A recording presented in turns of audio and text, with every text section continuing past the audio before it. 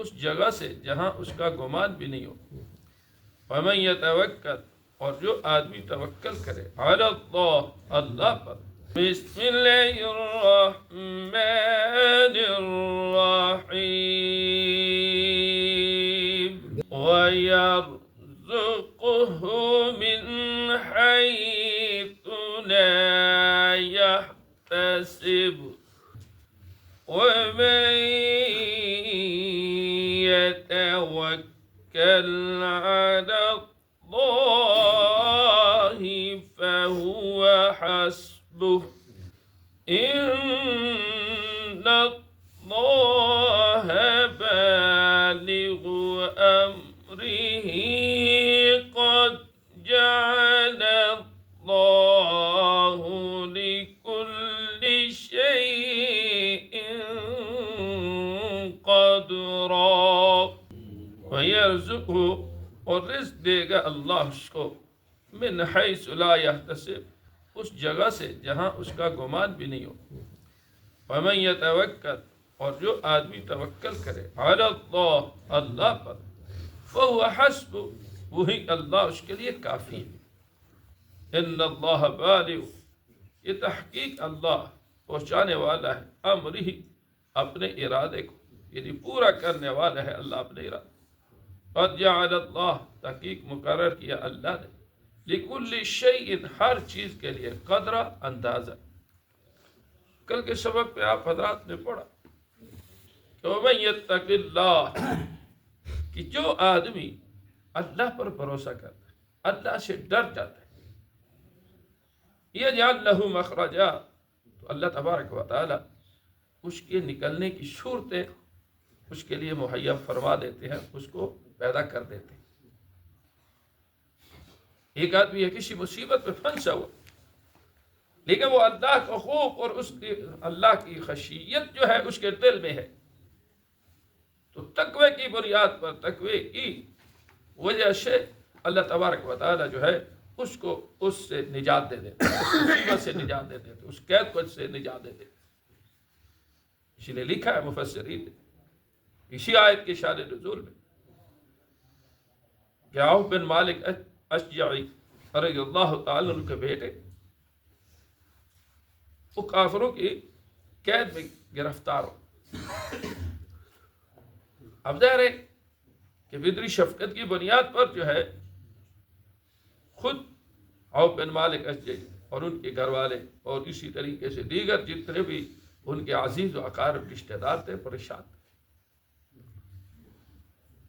تو حضور کریم صلی اللہ علیہ وآلہ وسلم کے پاس تشریف لے گئے اور عرض کیا یا رسول اللہ صلی اللہ علیہ وسلم اسی طرح ہمارا ایک بیٹا جو ہے وہ قید میں کافروں کی قید میں گرفتار ہو چکا. تو حضور کریم صلی اللہ علیہ وسلم نے کیا فرمایا کہ تم جو ہے نا 100 مرتبہ درود شریف اول آ کر اور 500 مرتبہ جو ہے لا حول ولا قوت الا باللہ یہ وظیفہ پڑھو. اس لیے حضرت مجدد الفسانی رحمۃ اللہ علیہ فرماتے ہیں کہ کسی کو کوئی دنیاوی جو ہے پریشانی ہو یا دینی پریشانی ہو یا اخروی پریشانی ہو فرمایا ان کے لیے یہ ہے حضور کریم صلی اللہ علیہ وسلم کا عمل کہ لا حول ولا قوت الا باللہ کثرت سے پڑھو اور فرمایا 500 کی تعداد اول آخر درود شریف 100 مرتبہ پڑھو. اللہ تبارک و تعالی جو ہے اس مصیبت سے نجات دیں گے اور دنیا آخرت کی بھلائی اور اس کے مقاصد پورے کر دیں. تو انہوں نے پڑھنا شروع کیا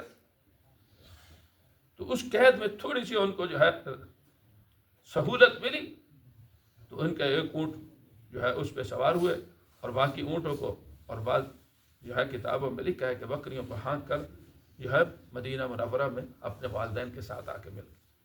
یہ ہے یجعل لہ مخرج کہ اللہ اس کو مصیبت سے نکال دے.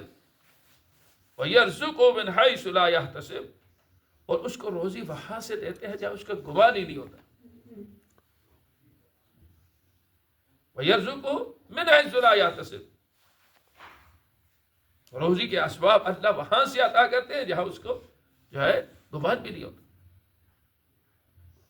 اس لیے امام الاولیاء حضرت لاہوری رحمۃ اللہ علیہ احمد علی لاہوری رحمۃ اللہ علیہ اپنے مریدین اور خصوصاً علماء سے فرماتے تھے ہے کہ مولویو تمہاری روزی جو ہے من حیث لا یحتسب ہے، یحتسب نہیں ہے.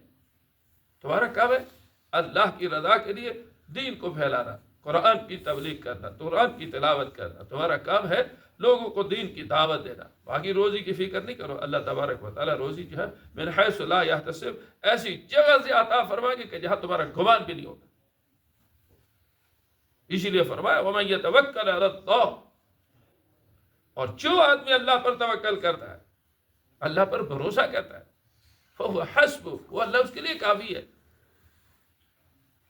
اسی لیے صحابہ کرام رضوان اللہ تعالی علیہم اجمعین کے ایک نہیں سینکڑوں واقعات ہیں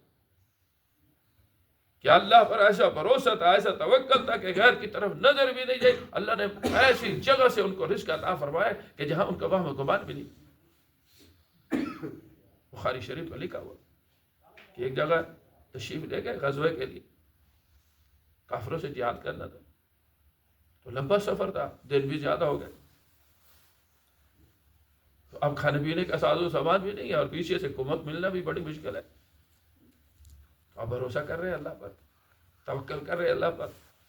تو سمندر سے ایک مچھلی باہر نکالی گئی، اس کا نام تھا عنبر، اور وہ اتنی بڑی مچھلی تھی، اتنی بڑی مچھلی تھی کہ وہ کیا تھی، اللہ اکبر، کے 15 دن تک صحابہ کرام اس مچھلی کو کھاتے رہے. فَهُوَ حَسْبُهُ، اللہ کافی ہے. ان اللہ بالغ امری، کہ بے شک اللہ تبارک و تعالیٰ پہنچانے والے اپنے عمل کو پورا کرنے والے آتے. ہاں شرط یہ ہے کہ یہ انسان تقوی اختیار کرے، اللہ کا خوف، خشیت. اسی لیے فرمایا حلال بھی واضح ہے، حرام بھی واضح، اور جو مشتبہات ہے نا، اس مشتبہات سے بچنے کا نام تقوی، کہ جہاں تھوڑا سا شبہ آیا اسے چھوڑ دو. یہ ہے وہ تھی. تو تقوی اختیار انسان کرتا ہے تو ایک تو مصیبت میں پھنسا ہوا اللہ اس کو نکال دیتے ہیں، اور اس کو روزی کا بندوبست اس انداز سے ہوتا ہے کہ من حیث لا یحتسب، بغیر مشقت کے، بغیر اس کے گمان کے اس کو روزی ملتی رہتی. اور یہ اللہ کا امر ہے، ان اللہ بالغ امری. ہاں توکل ہو تو پھر اس طرح ہوتا ہے، کوئی اتنا مشکل نہیں. لیکن وہ بھروسہ اور توکل جو ہے ہر آدمی کا ایک جیسا نہیں ہوتا، یہ بھی ذہن میں رکھو. اسی لیے ایک جنگ میں حضور کریم صلی اللہ علیہ وسلم نے جب چندہ مانگا تو حضرت ابوبکر صدیق رضی اللہ تعالیٰ عنہ گھر کا سارا سامان لے کے آئے. سارا سامان. پوچھا کیا چھوڑ کے آئے؟ فرمایا اللہ اور اس کے رسول کا نام چھوڑ کے آئے، باقی کچھ بھی نہیں. اس طرح کا حضرت صدیق اکبر جیسا ایمان ہو تو پھر تو ظاہری اسباب بھی انسان اختیار نہیں کرتا، اسباب کے پیچھے بھی نہیں پھر. ہاں اگر ایسا نہ ہو تو پھر اسباب جو ہے اختیار کرو. اسباب کو مؤثر بھی ذات نہ سمجھو، اسباب میں تاثیر ڈالنے والی ذات صرف اور صرف اللہ کی تبارک و تعالیٰ کی. ان اللہ بالغ امر، کہ بے شک اللہ تبارک و تعالیٰ پہنچانے والے، پورا کرنے والے اپنے امر کو. قد جعل اللہ لکل شیء قدرا، فرمایا اللہ نے ہر چیز کے لیے ہر ایک اندازہ مقرر کیا. اس اندازے کے ساتھ اللہ تبارک و تعالیٰ ہر ایک چیز کو اسی کے مطابق جو ہے عطا کرتے ہیں. شان نزول کے اعتبار سے تو عموم ہے، لیکن کیونکہ سورہ طلاق ہے تو اس میں بھی وہ یہ ہے کہ اگر خاوند اور بیوی کا آپس میں جوڑ نہیں پیدا ہو رہا تو اس جوڑ جو ہے ختم ہونے کے بعد اب کیا ہے، اگر خاوند بھی تقوی اختیار کرے، بیوی بھی تقوی اختیار کرے، اللہ پر بھروسہ اختیار کرے، تو پھر خاوند بھی ظلم پر نہ آئے، بیوی بھی ظلم پر نہ آئے. نتیجہ کیا نکلے گا کہ اللہ پر بھروسہ کریں گے تو اللہ اس صورت سے بھی نکلنے کی صورتیں اس کو پیش کر کہ خاوند کے لیے بیوی اور بیوی کے لیے خاوند جو ہے اس سے بہتر اللہ عطا فرمائیں گے. لیکن دینے والی ذات اللہ کی ہے. شرط یہ ہے کہ اللہ کے احکامات پر عمل کرنے والے اور اللہ سے ڈرنے والے بنے. الحمدللہ، صلاۃ والسلام علی حبیبہ الکریم وعلی آلہ وصحبہ. اللہم صل علی آل سیدنا ومولانا محمد عبدک ورسولک وصل علی المؤمنین والمؤمنات والمسلمین. اللہم اغفر للمؤمنین. اللہم انا نسألک الہدى والعفاف. اللہم انا نسألک العافیۃ والمعافاة الدائمة. توفنا مسلما والحقنا. اللهم انا نعوذ بك من الحمد ونعوذ بك من الجبن وتتين قهر ربك وتتين اللهم لا تسلط اللهم ربنا آتنا في الدنيا حسنة وفي الآخرة صلى الله تعالى عليه وسلم أجمعين.